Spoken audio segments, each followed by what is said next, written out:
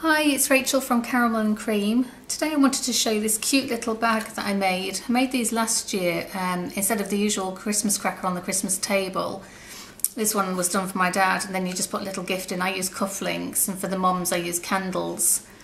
So I just think it's very versatile, and I thought we could make a different bag with it for maybe a wedding favour or a baby shower. I'll just show you the things that we've got together first. You need a piece of card or paper, 6x6. This one I've made like a designer series paper myself. I've used the little flower here from the mixed sponge set. Don't think this set's available any longer, you'll have to have a look, but there's lots of other sets that are similar design. It's just basically any pattern that makes your background, and I've used Perfect Plum to do that background. So you need 6x6 paper. I've got some Perfect Plum ribbon that we'll use just to tie around the top. And then I've also made this little butterfly from the watercolour wings set. So we've stamped this one first, if you can see. And I did that in the Perfect Plum.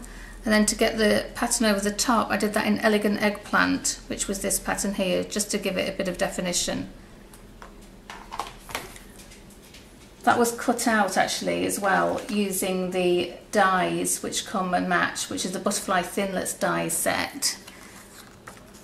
And that's the one that was used just to cut around the edge. It just makes it really easy rather than trying to do it with your scissors. Okay, so let's have a go at making up the box. So we're going to use the measurements along the side here. Like I say, your card starts off at 6x6. So you line it up at 1.5. which is just here, and punch, and then score. And we're going to turn it, and we're going to go to 2.5 this time. Again, punch and score. Turn again to 1.5, punch and score. And then lastly, 2.5 again, punch and score. I don't know if you can see there, you've got like a grid pattern. You can see it better on the back perhaps. Now we're going to line up these lines here, the score lines, and we're going to punch and score again. So, let's get that first one lined up. And there's my score line here. So I'm going to punch and score, turn it around to the next score line, which runs along here. Punch and score, and again all the way around the box, lining up each time to your previous score line and the little notch here. And last one.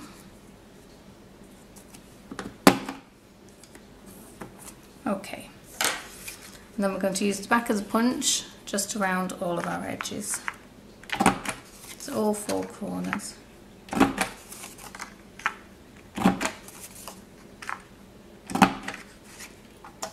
That's all you need the board for. Now when you look at it, you can see that we've got 2 wider flaps and 2 smaller flaps. The small flaps are going to be the edges of the bag, and these are just going to make our handles. So I've just got my small little punch here. This is just the 1/2 inch size punch, but you could go slightly bigger if you wanted to. If you look at the bag I did before, I did make a bigger handle. I'm just going to punch a little hole, which is where the ribbon will go through. Okay.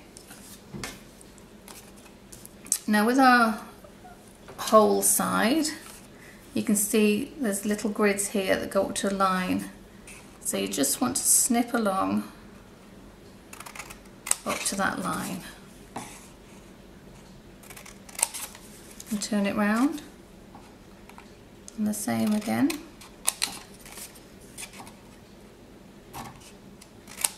Okay, and now we're just going to fold all those score lines up. And these are what are going to make our little bag ends then. And just use your fingers this, you don't need to burnish it, because with it being paper, you don't want to break the sides. Okay. You can see then these little ends are going to fold in, just so you have an idea of how it's all going to come together. Okay. So firstly we want to glue these two ends in. You can use snail for this if you want to. I just prefer to use, I get my glue to work, I just prefer to use the tacky wet glue. It's not going to come out for me. I've been making lots of projects this morning and I've left the lid off. There we go. Okay, so just glue the two ends and then just fold those in. Just press and hold for a moment.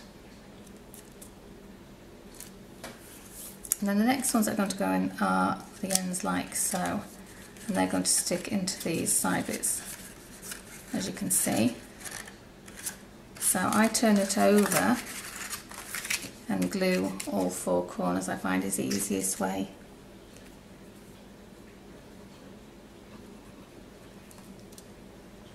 Just right up to the edge there. Obviously I'm just doing this quick to show you. If you were making it for a gift, you just take a little bit more care. And then back over to bend those edges in. Just line it up with the side.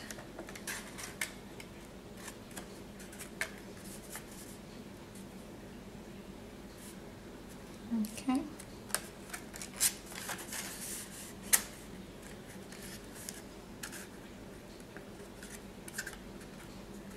Just hold those just to glue.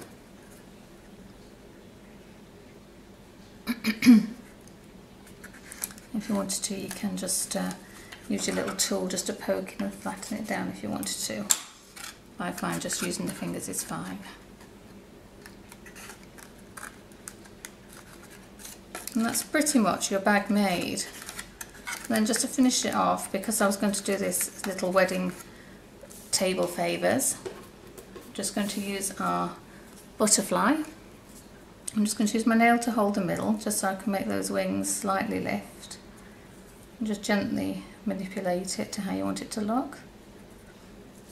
And I'm going to use one of our basic jewel pearls, just to put a little decoration in the middle there.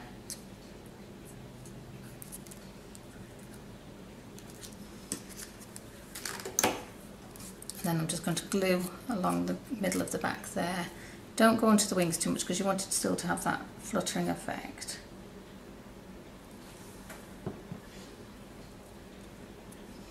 I'm just going to fix that so it looks like it's flying off the side of the box. And lastly, some of our perfect plum ribbon. Just thread it through the holes at the top.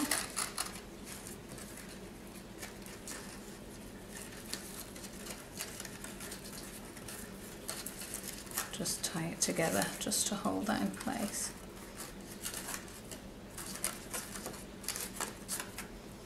And you can trim the edges of your ribbon down a little bit. And there you have a really pretty little bag. It will fit actually two small tea lights side by side, but you could put all little things, earrings, little necklace, anything for the bridesmaids. Just think it looks really pretty. Take a look at my blog and you can see some more ideas on there. Thanks for stopping by. Goodbye.